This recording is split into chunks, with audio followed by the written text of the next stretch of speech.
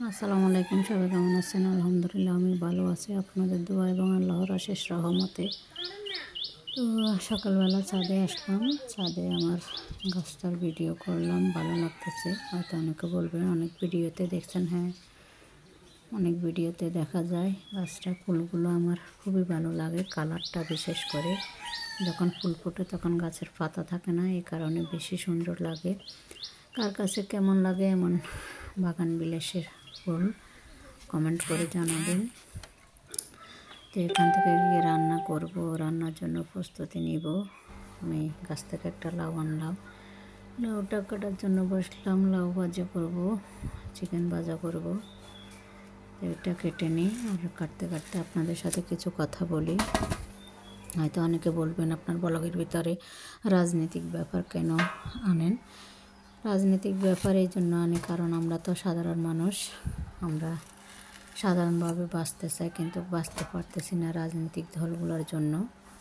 কারো সাপোর্ট করবে এটা না, যেটা বাস্তবিক ওইটাই বলতেছি। ওইটা মনের ভিতরে খুতুর খুতুর করতেছে যে দেশ সংস্কার করার জন্য চোর তাড়াই আছেন, কিন্তু চোর তাড়িয়ে আপনারা ডাকাতেরা চলে আসছেন। ডাকাত বলতে হয়তো অনেকে বলবেন কিসের ডাকাত, যেমন ইউনূস স্যারেরা আসছেন যে দেশ সংস্কার করবেন। আমি আজকে ৬-৭ মাসের ভিতরেও দেশ সংস্কারের কিছুই দেখলাম না, শুধু দেখতেছি ওরা ওদের পকেট ভরতেছে। তো অনেকে বলবেন কি পকেট ভরছে? প্রথমত দেখুন, আমরা ফেনী, আমি ফেনীর মানুষ, আমরা ফেনীবাসী। কিছুদিন আগে বন্যার অবস্থা আমাদের খারাপ হয়ে গেছে, তখন ওদের নিজের মুখের সার্জিসদের নিজের মুখের কথা যে আমাদের জন্য ত্রাণের অনেক টাকা উঠিয়েছে, 9,36,00,000 টাকা। কিন্তু আমরা কি 9,36,00,000 টাকা থেকে 9 টাকা পেয়েছিলাম? কী করছে ওনারা? দেশ সংস্কার করবেন, গরিবের পাশে দাঁড়াবেন, তো দুর্ভিক্ষদের পাশে দাঁড়াবেন, তো ওনারা দেখতেছি এমন লোভ করতেছে আমাদের ভিক্ষার টাকা। এগুলো এক ধরনের ভিক্ষা, যে বন্যার্থদের জন্য যারা সাহায্য করছে তাদের ভিক্ষার টাকা পর্যন্ত খেয়ে ফেলতেছেন। তাহলে এখন বলুন, আওয়ামী লীগ বিএনপি ওরা লোভী না তাদের চেয়ে আপনারা বড় লোভী? কমেন্ট করে জানাবেন, খারাপ কমেন্ট করবেন না, দালালি বলবেন না। ওরা হঠাৎ করে টাকা দেখছে, আওয়ামী লীগও বড় লোক, বিএনপিও বড় লোক, কিন্তু এরা বড় লোক না। এরা ইউনূস সাহেব সুদখোর, উনি সুদে টাকা লাগান। তো সুদী মানুষ, গ্রামে আমরা যারা থাকি আমরা জানি সুদী মানুষ কেমনই হয়। তো ওনারা সাথে যারা আছেন ওনারা আরও ফকিন্নি টাইপের। তো এখন বলুন, যারা মানুষের সেবা করার জন্য আসছে, মানুষের সাহায্য করার জন্য আসছে, দেশের সংস্কার করার জন্য আসছে, তারা দেশের ভিতরে কি করতেছে?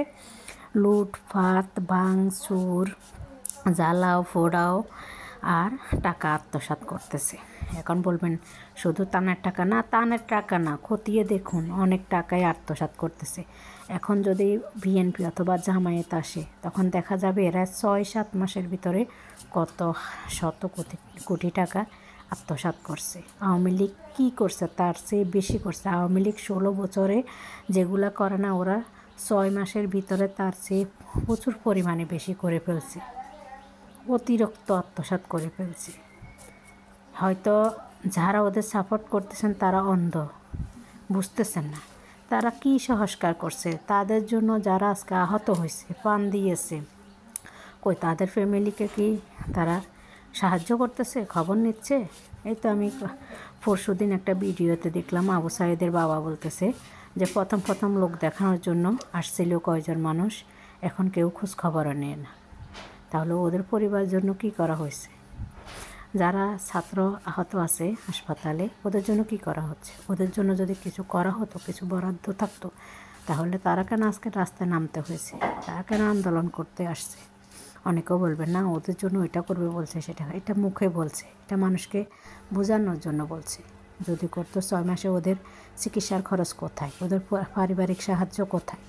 ওরা তো যদি এগুলো পেত তাহলে ওরা কি কেন আসবে? কেন আসবে বলতে পারেন? রাস্তায় নামবে কেন ওরা? একটু বলে যাবেন।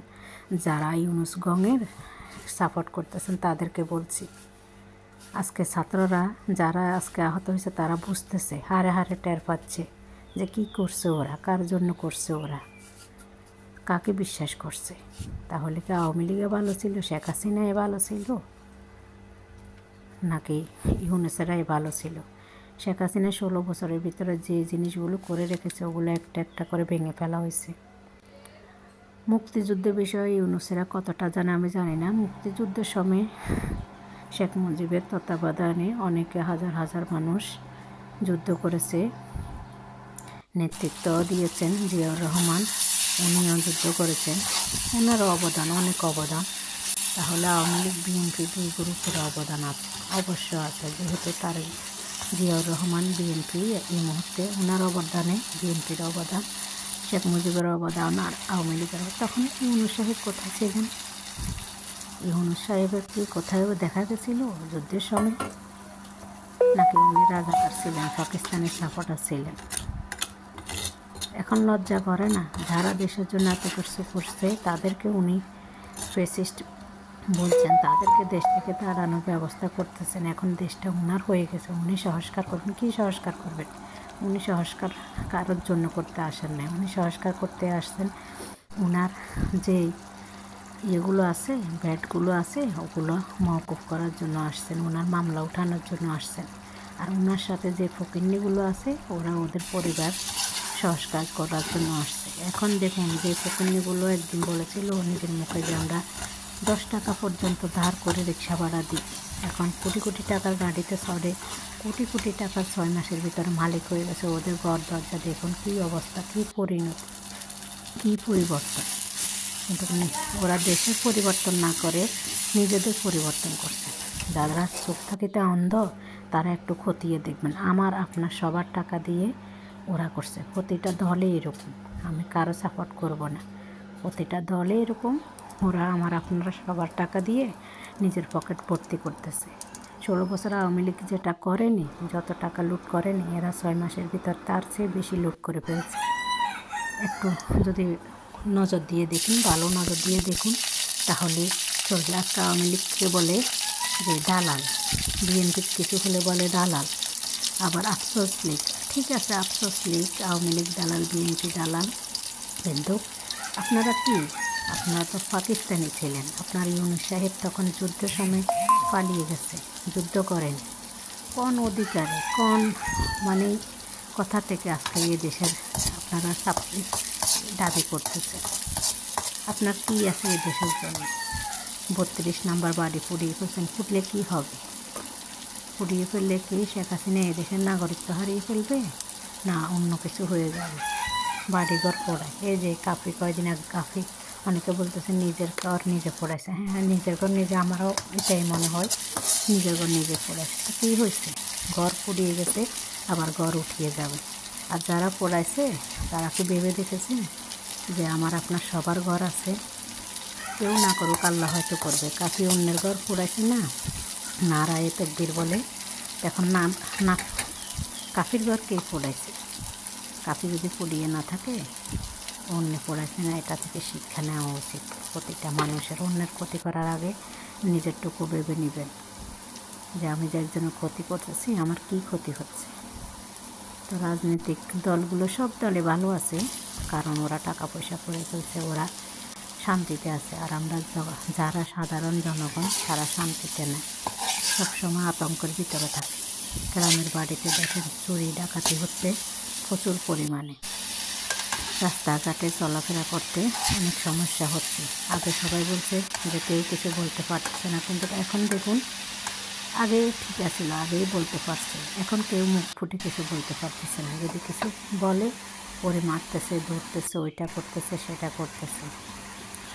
তো আমার মনে হয় আগের জন্মে ভালো ছিল। আমার কেন, এখন তো হাজার হাজার কোটি কোটি জনতাই বলতেছে আগের জন্মে ভালো আছে। দেশের সংস্কার যারা করতে এসেছেন তারা মিথ্যা বলছে। আসলে ওনারা দেশের সংস্কার করার জন্য আসেনি, নিজেদের পরিবার সংস্কার করার জন্য এসেছেন। তো ওনাদেরকেও মনে রাখা উচিত, ওনারা অতিরিক্ত করে ফেলছেন। শেখ হাসিনার মতো ওনাদের যেন ওই পরিণতি না হয়, এটাই ওনাদের কাছে আশা করব। তো কেউ খারাপ মন্তব্য করবেন না, সবাই ভালো নজরে দেখবেন, ভালো মন্তব্য করেন। খারাপ মন্তব্য করে নিজেকে, নিজের বংশের পরিবারের পরিচয় দিবেন না, খারাপ পরিচয়। বুঝে নেবেন কে কতটুকু করছে। অন্ধ হয়ে কোনো কিছু করবেন না, পক্ষপাতগুলো করবেন না। তো এই সবাই ভালো থাকবেন, সুস্থ থাকবেন। আজকে এই পর্যন্ত। আল্লাহ হাফেজ, আসসালামু আলাইকুম। আর কমেন্ট করে জানাবেন মতামত। কারো ভালো না লাগলে এড়িয়ে যাবেন, তবুও খারাপ কোনো মন্তব্য করবেন না। এখানে দালালি করতে আসি নাই, দালালি করছি এটাও বলবেন না। তো ঠিক আছে, ভালো থাকুন, আল্লাহ হাফেজ।